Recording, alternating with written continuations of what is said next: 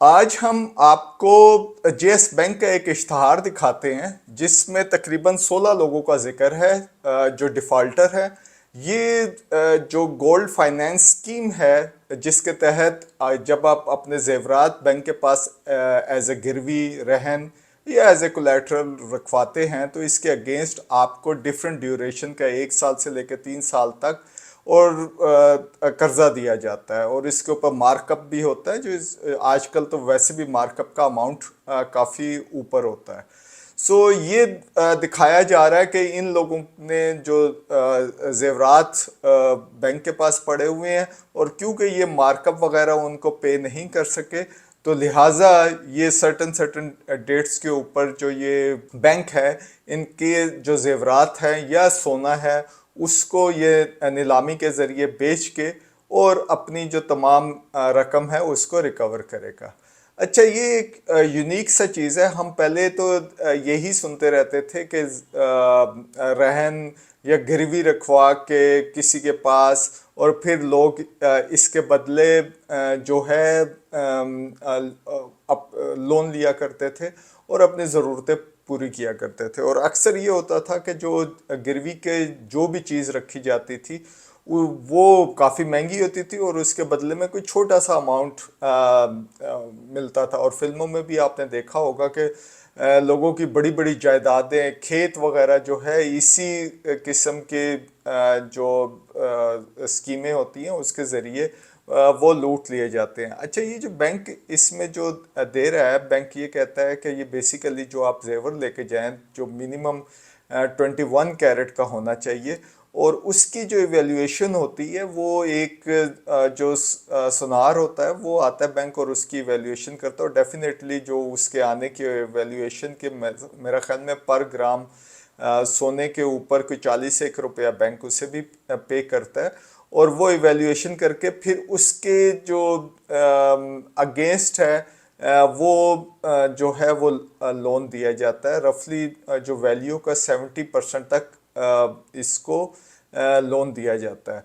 अच्छा, इसमें जो जो बेसिक जो देखने वाला है वो लोन टू वैल्यू रेशियो होती है।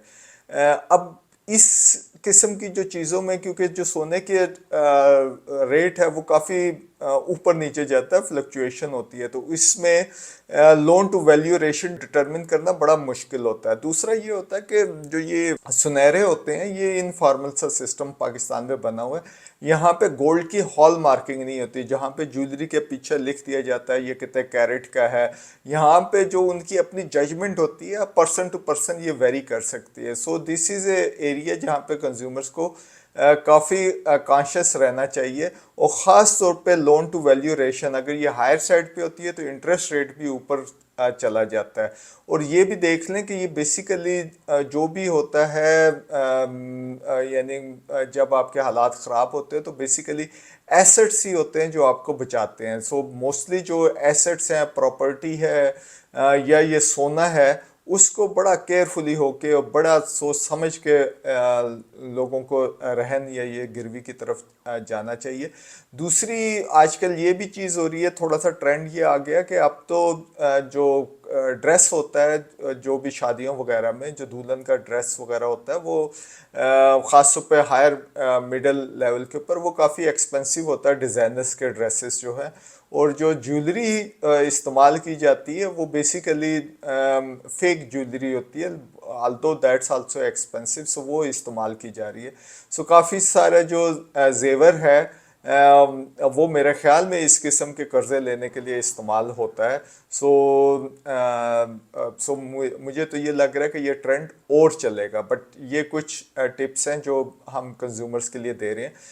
दूसरा एक ये जो स्टेट बैंक है ये कंज्यूमर्स के लिए इसने वेबसाइट के ऊपर काफ़ी सारी इंफॉर्मेशन रखी हुई है एंड जो जब भी किसी बैंक के ख़िलाफ़ आपको कंप्लेंट हो तो स्टेट बैंक की जो रेगुलेशंस है वहाँ पे जाके उनको कोट करना भी काफ़ी फिजिबल होता है। एक जो है लोअर इनकम ग्रुप के लिए एक जो इन्होंने रखी हुई है ये हम आपको दिखा रहे हैं। ये बेसिक बैंक अकाउंट का कंसेप्ट है, जिसमें आप मिनिमम 1000 रुपीज़ से अकाउंट खुलवा सकते हैं किसी भी बैंक में जाके, और उसमें आपको मिनिमम जो है free of cost per month 2 cheque clear करवा सकते हैं और 2 ट्रांजैक्शंस कर सकते हैं। सो ये फ्री ऑफ कॉस्ट होती है।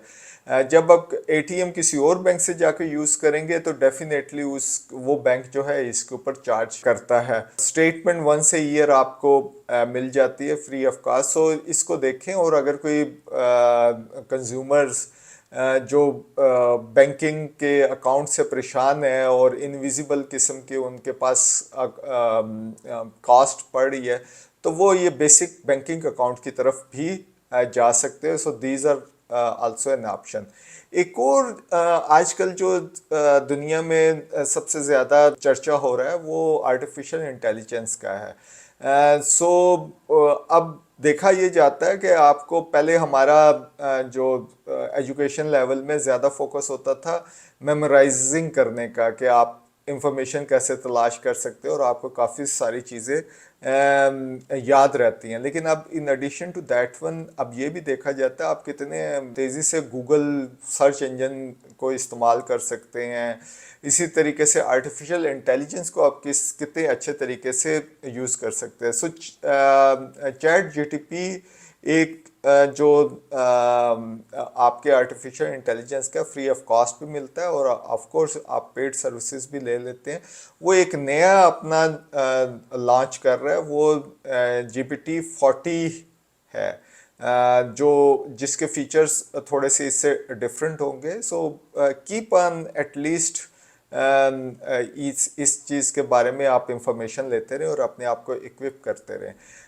लग रहा है कि ना सिर्फ ये बल्कि गूगल भी आपको आर्टिफिशियल इंटेलिजेंस के और कुछ जो सॉफ्टवेयर है वो लॉन्च करेगा।